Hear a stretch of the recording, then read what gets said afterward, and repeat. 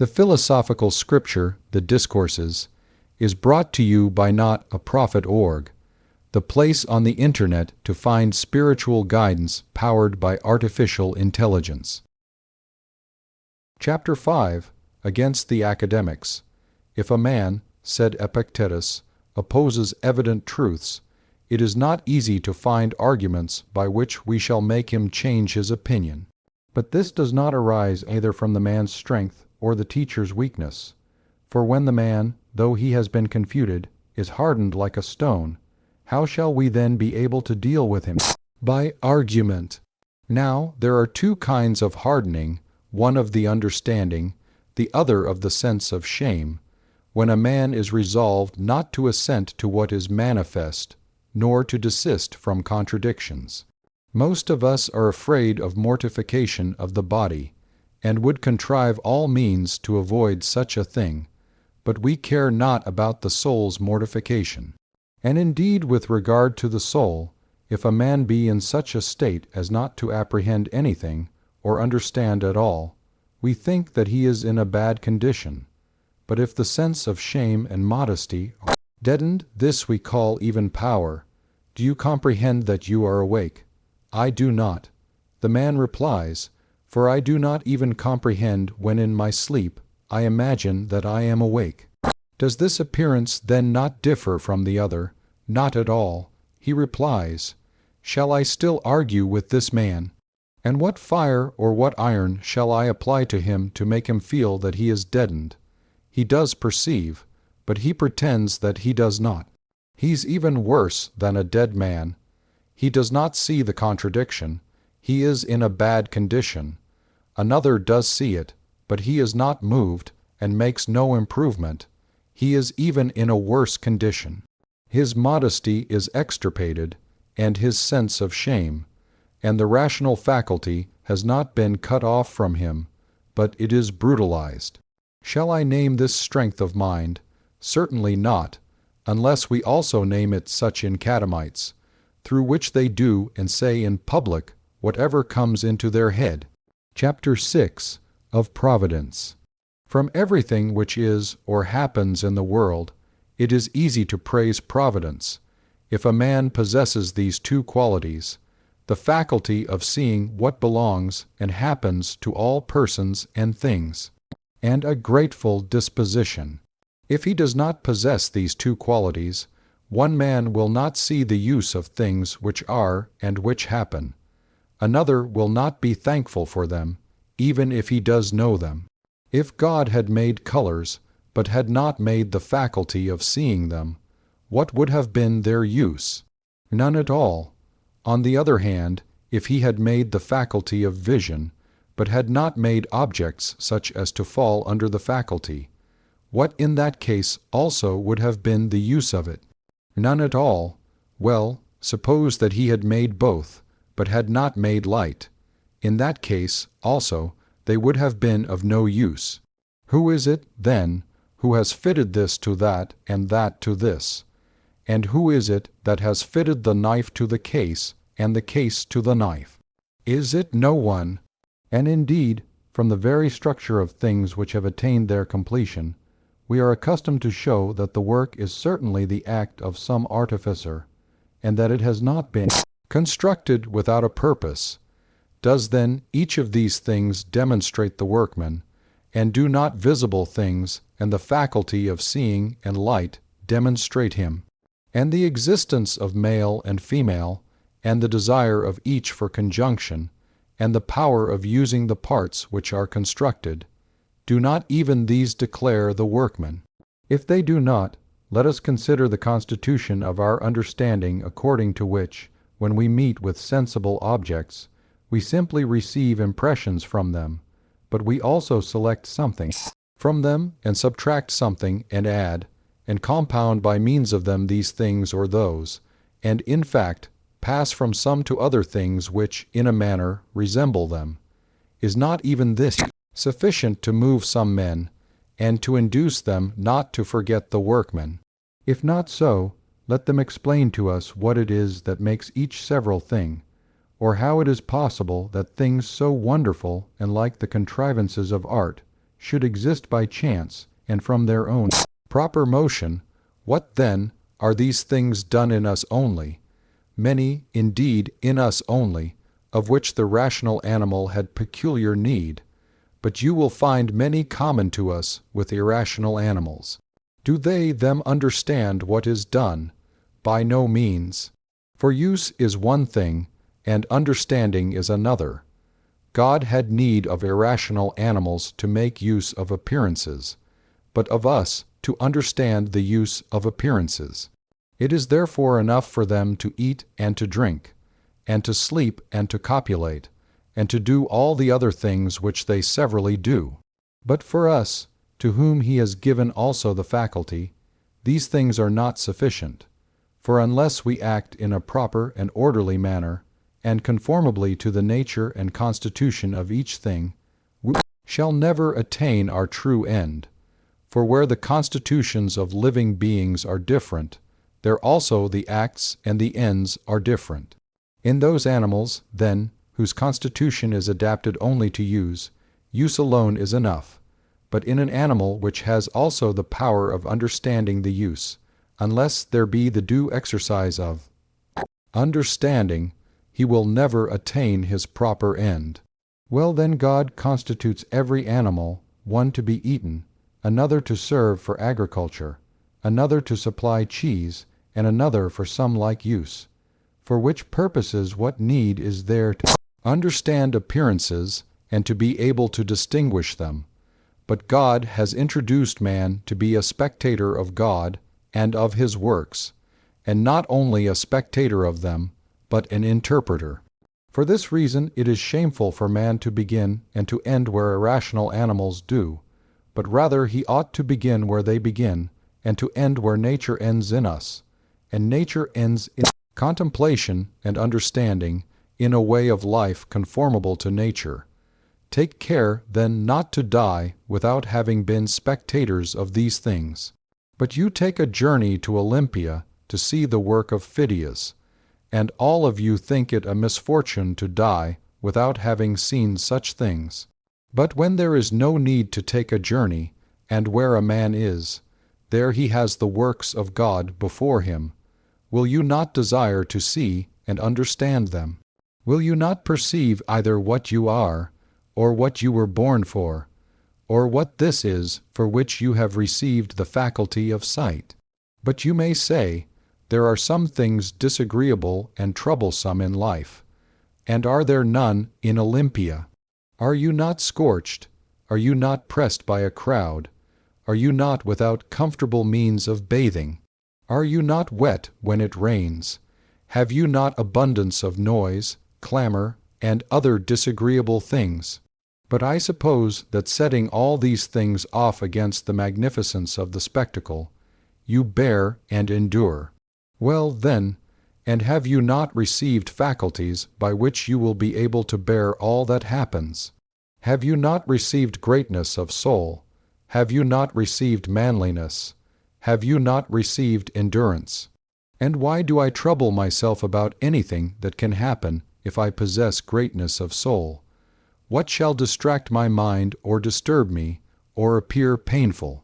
Shall I not use the power for the purposes for which I received it? And shall I grieve and lament over what happens? Yes, but my nose runs. For what purpose, then, slave, have you hands? Is it not that you may wipe your nose? Is it, then, consistent with reason that there should be running of noses in the world? Nay, how much better it is to wipe your nose than to find fault. What do you think that Hercules would have been if there had not been such a lion, and hydra, and stag, and boar, and certain unjust and bestial men, whom Hercules used to drive away and clear out? And what would he have been doing if there had been nothing of the kind? Is it not plain that he would have wrapped himself up and have slept? In the first place, then he would not have been a Hercules, when he was dreaming away all his life in such luxury and case. And even if he had been one, what would have been the use of him? And what the use of his arms, and of the strength of the other parts of his body, and his endurance and noble spirit, if such circumstances and occasions had not roused and exercised him. Well, then, must a man provide for himself such means of exercise, and to introduce a lion from some place into his country, and a boar and a hydra. This would be folly and madness, but as they did exist, and were found, they were useful for showing what Hercules was, and for exercising him. Come then, do you also, having observed these things, look to the faculties which you have, and when you have looked at them, say, Bring now, O Zeus, any difficulty that thou pleasest, for I have means given to me by thee, and powers for honoring myself through the things which happen.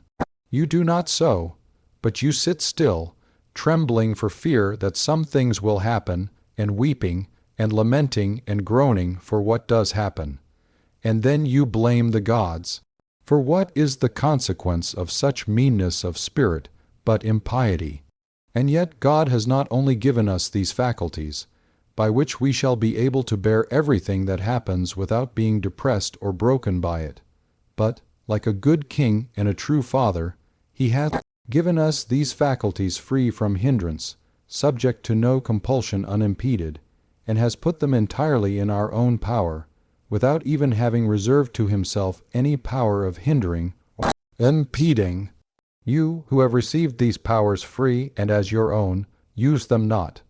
You do not even see what you have received, and from whom, some of you being blinded to the giver, and not even acknowledging your benefactor, and others, through meanness of spirit, betaking yourselves to fault, finding and making charges against God. Yet I will show to you that you have powers and means for greatness of soul and manliness, but what powers you have for finding fault and making accusations, do you show me. Chapter 7. Of the use of sophistical arguments and hypothetical and the like. The handling of sophistical and hypothetical arguments, and of those which derive their conclusions from questioning, and in a word, the handling of all such arguments, relates to the duties of life. Though the many do not know this truth, for in every matter we inquire how the wise and good man shall discover the proper path and the proper method of dealing with the matter.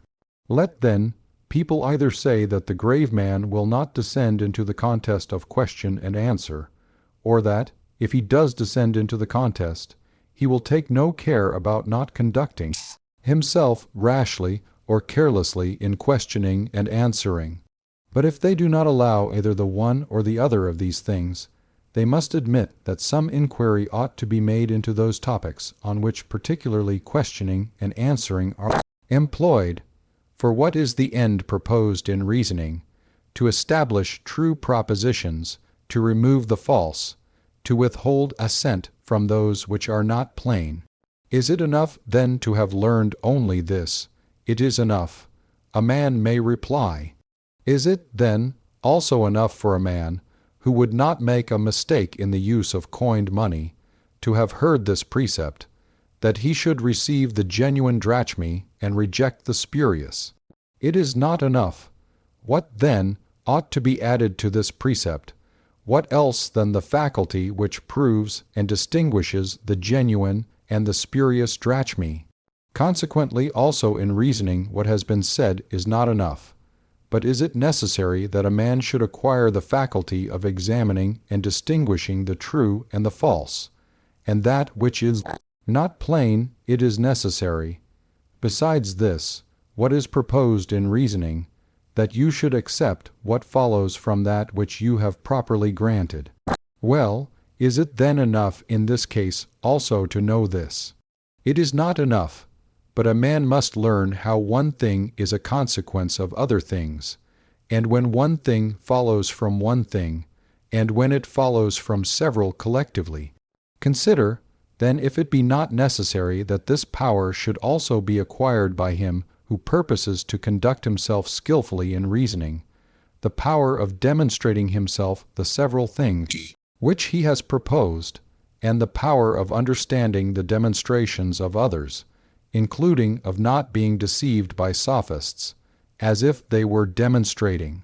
Therefore, there has arisen among us the practice and exercise of conclusive arguments and figures, and it has been shown to be necessary.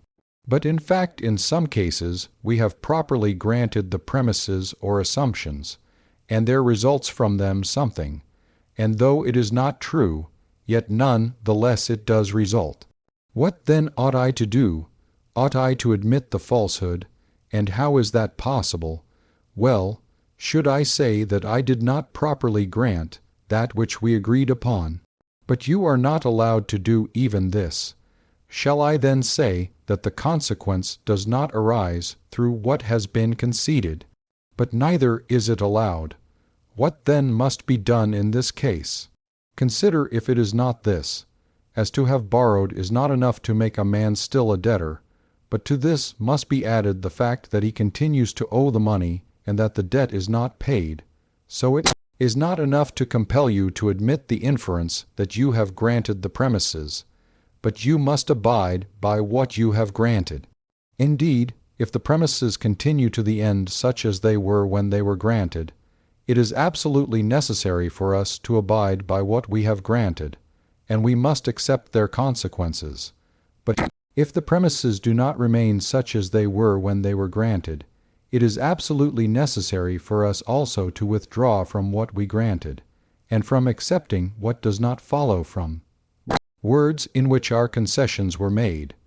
For the inference is now not our inference, nor does it result with our assent, since we have withdrawn from the premises which we granted. We ought then both to examine such kind of premises, and such change and variation of them, by which in the course of questioning or answering, or in making the syllogistic conclusion, or in any other such way, the premises undergo variations, and give occasion to the foolish to be confounded, if they do not see what conclusions are. For what reason ought we to examine? In order that we may not in this matter be employed in an improper manner, nor in a confused way, and the same in hypotheses and hypothetical arguments. For it is necessary sometimes to demand the granting of some hypothesis as a kind of passage to the argument which follows. Must we then allow every hypothesis that is proposed, or not allow every one? And if not every one, which should we allow? And if a man has allowed an hypothesis, must he in every case abide by allowing it? Or must he sometimes withdraw from it, but admit the consequences, and not admit contradictions? Yes, but suppose that a man says, if you admit the hypothesis of a possibility, I will draw you to an impossibility. With such a person shall a man of sense refuse to enter into a contest, and avoid discussion and conversation with him. But what other man than the man of sense can use argumentation, and is skillful in questioning and answering, and incapable of being cheated and deceived by false reasoning? And shall he enter into the contest, and yet not take care whether he shall engage in argument not rashly and not carelessly? And if he does not take care, how can he be such a man as we conceive him to be? But without some such exercise and preparation, can he maintain a continuous and consistent argument? Let them show this, and all these speculations become superfluous, and are absurd and inconsistent with our notion of a good and serious man. Why are we still indolent and negligent and sluggish? And why do we seek pretenses for not laboring and not being watchful in cultivating our reason? If then I shall make a mistake in these matters, may I not have killed my father? Slave, where was there a father in this matter that you could kill him? What then have you done? The only fault that was possible here is the fault which you have committed. This is the very remark which I made to Rufus when he blamed me for not having discovered the one thing omitted in a certain syllogism. I suppose, I said, that I have burnt the capital, slave. He replied, was the thing omitted here the capital? Or are these the only crimes, to burn the capital and to kill your father. But for a man to use the appearances presented to him rashly and foolishly and carelessly, not to understand argument, nor demonstration, nor sophism, nor, in a word, to see in questioning and answering what is consistent with that which we have granted or is not consistent. Is there no error in this? Chapter 8. That the faculties are not safe to the uninstructed. In as many ways as we can change things which are equivalent to one another, in just so many ways we can change the forms of arguments and enthymemes in argumentation. This is an instance. If you have borrowed and not repaid, you owe me the money. You have not borrowed and you have not repaid, then you do not owe me the money. To do this skillfully is suitable to no man more than to the philosopher. For if the enthymeme is all imperfect syllogism, it is plain that he who has been exercised in the perfect syllogism must be equally expert in the imperfect also. Why then do we not exercise ourselves and one another in this manner? Because, I reply, at present, though we are not exercised in these things and not distracted from the study of morality, by me at least, still we make no progress in virtue. What then must we expect if we should add this occupation? And particularly as this would not only be an occupation which would withdraw us from more necessary things, but would also be a cause of self-conceit and arrogance, and no small cause. For great is the power of arguing and the faculty of persuasion, and particularly if it should be much exercised, and also receive additional ornament from language, and so universally every faculty acquired by the uninstructed and weak brings with it the danger of these persons being elated and inflated by it. For by what means could one persuade a young man who excels in these matters that he ought not to become an appendage to them, but to make them an appendage to himself? Does he not trample on all such reasons, and strut before us elated and inflated, not enduring that any man should reprove him and remind him of what he has neglected, and to what he has turned aside? What then, was not Plato a philosopher? I reply, and was not Hippocrates a physician? But you see how Hippocrates speaks. Does Hippocrates, then, speak thus in respect of being a physician? Why do you mingle things which have been accidentally united in the same men? And if Plato was handsome and strong, ought I also to set to work and endeavor to become handsome or strong, as if this was necessary for philosophy, because a certain philosopher was at the same time handsome and a philosopher? Will you not choose to see and to distinguish in respect to what men become philosophers, and what things belong to them in other respects? And if I were a philosopher, ought you also to be made lame? What then? Do I take away these faculties which you possess? By no means, for neither do I take away the faculty of seeing. But if you ask me what is the good of man, I cannot mention to you anything else than that it is a certain disposition of the will with respect to appearances. Chapter 9. How from the fact that we are akin to God, a man may proceed to the consequences. If the things are true which are said by the philosophers about the kinship between God and man, what else remains for men to do than what Socrates did? Never in reply to the question, to what country you belong, say that you are an Athenian or a Corinthian, but that you are a citizen of the world. For why do you say that you are an Athenian? And why do you not say that you belong to the small nook, only into which your poor body was cast at birth? Is it not plain that you call yourself an Athenian or Corinthian from the place which has a greater authority, and comprises not only that small nook itself and all your family, but even the whole country from which the stock of your progenitors is derived down to you?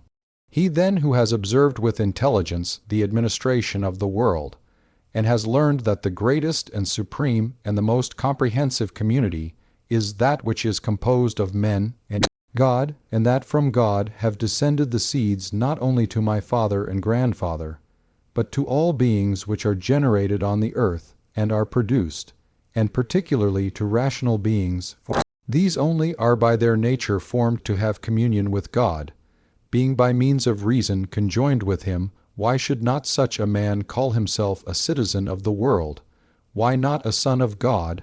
And why should he be afraid of anything which happens among men? Is kinship with Caesar, or with any other of the powerful in Rome, sufficient to enable us to live in safety, and above contempt, and without any fear at all? And to have God for your Maker and Father and Guardian, shall not this release us from sorrows and fears? But a man may say, whence shall I get bread to eat when I have nothing? And how do slaves and runaways, on what do they rely when they leave their masters? Do they rely on their lands or slaves, or their vessels of silver? They rely on nothing but themselves, and food does not fail them. And shall it be necessary for one among us who is a philosopher to travel into foreign parts, and trust to and rely on others, and not to take care of himself?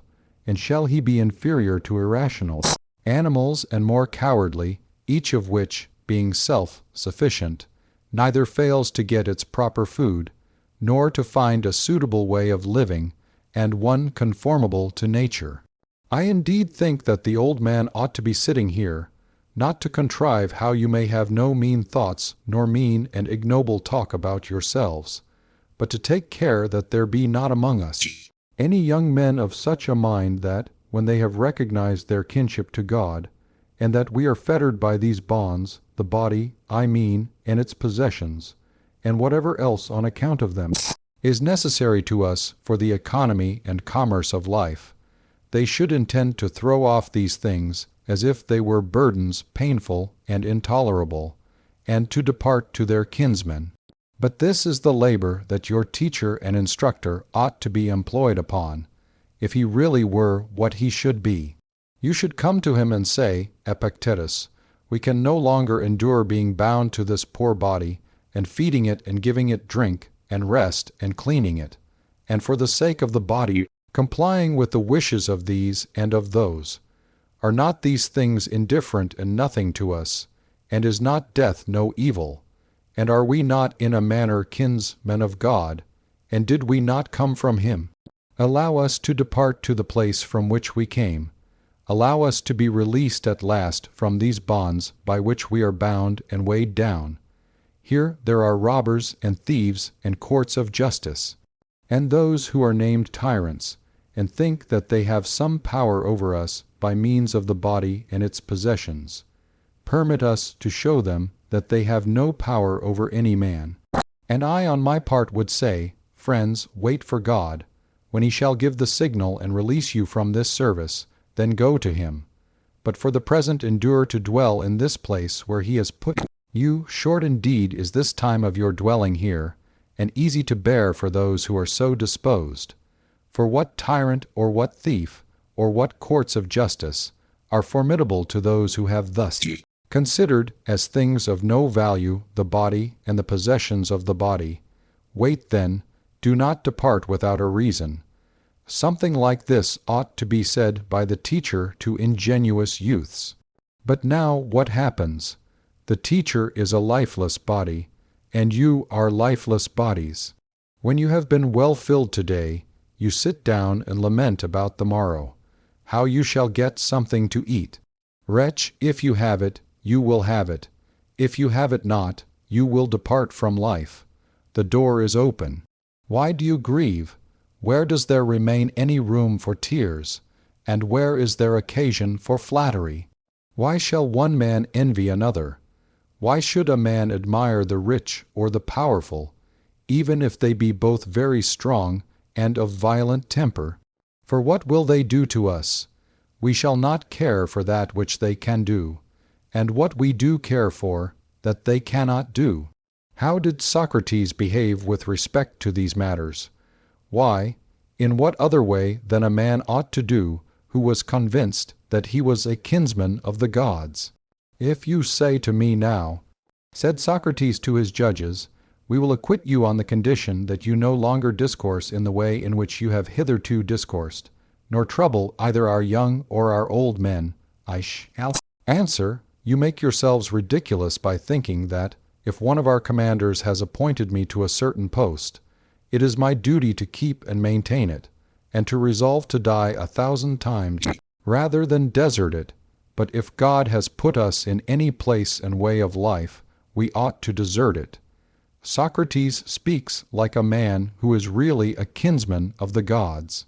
But we think about ourselves as if we were only stomachs and intestines and shameful parts. We fear, we desire, we flatter those who are able to help us in these matters, and we fear them also.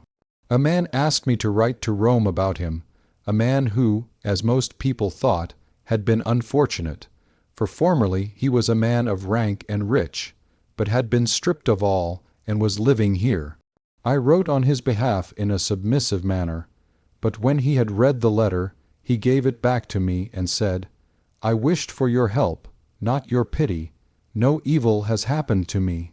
Thus also Musonius Rufus, in order to try me, used to say, "This and this will befall you from your master." And I replied that these were things which happen in the ordinary course of human affairs.